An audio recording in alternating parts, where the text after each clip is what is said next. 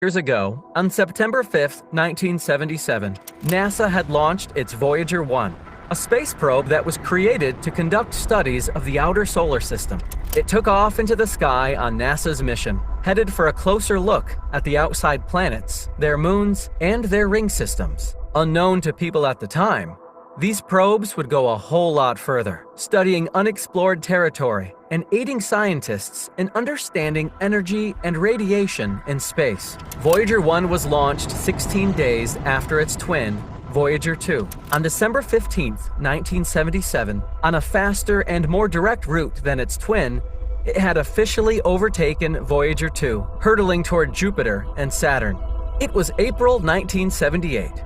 When Voyager-1 began its Jovian imaging mission. The space probe was about 165 million miles from the planet. By January 1979, images were being sent back that revealed Jupiter's atmosphere. It looked much more turbulent than what had been previously captured. By January 30th, 1979, Voyager-1 was taking pictures every 96 seconds. It took these snapshots for a duration of 100 hours. Producing a color time-lapse of Jupiter, rotating 10 times. In early March, it discovered a thin ring circling Jupiter, about 19 miles thick.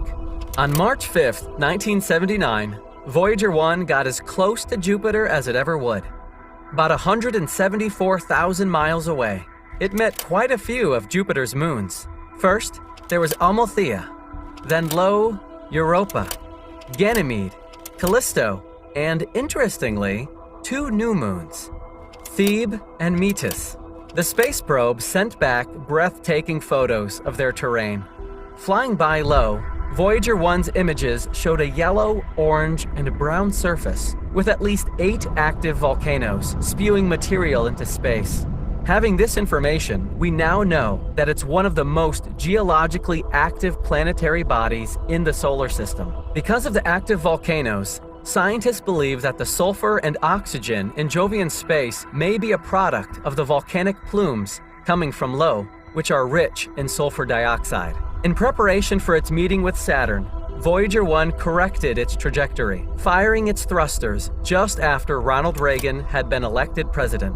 It then corrected again, so that the probe wouldn't hit Saturn's moon, Titan. In November 1979, Voyager-1 flew by Saturn and found 5 new moons, a ring system, tiny particles called spokes, and a new ring called the G-ring.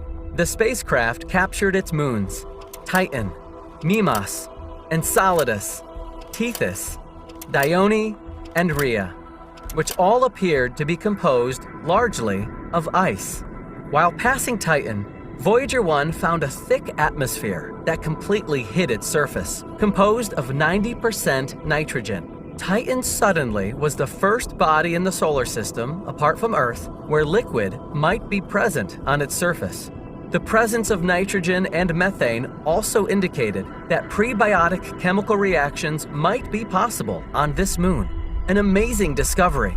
On February 14, 1990, Voyager-1's cameras were directed backward, capturing 60 images of the sun and planets. From these images came the pale blue dot, made famous by Carl Sagan, a Cornell University professor and Voyager team member. 67,000 images had been taken by the 2 Voyager spacecrafts, but these images were their last. The Voyager cameras were turned off to save power and memory for a new mission.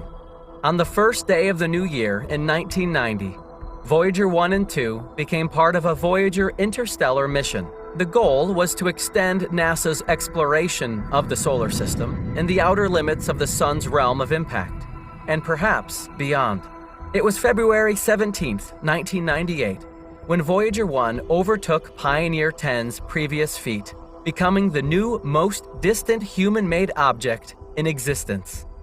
On December 16, 2004, Voyager scientists announced that the space probe had reached the heliosheath, a region of the heliosphere beyond the termination shock. On October 25, 2012, Voyager-1 began measuring the interstellar environment, the first ever spacecraft to do so.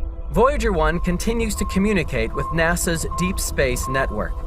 It still has 4 functioning instruments, the Cosmic Ray Telescope, the Low Energy Charged Particles Experiment, the Magnetometer, and the Plasma Waves Experiment.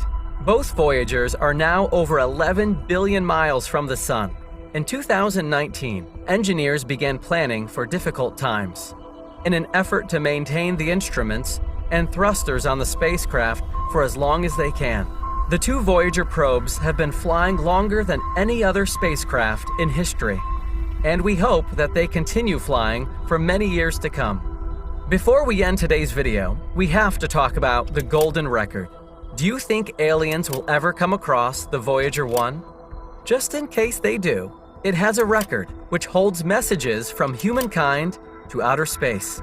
It has greetings in 55 languages, images of certain individuals, and locations from Earth, and music varying from Beethoven to Chuck Berry's Johnny B. Good.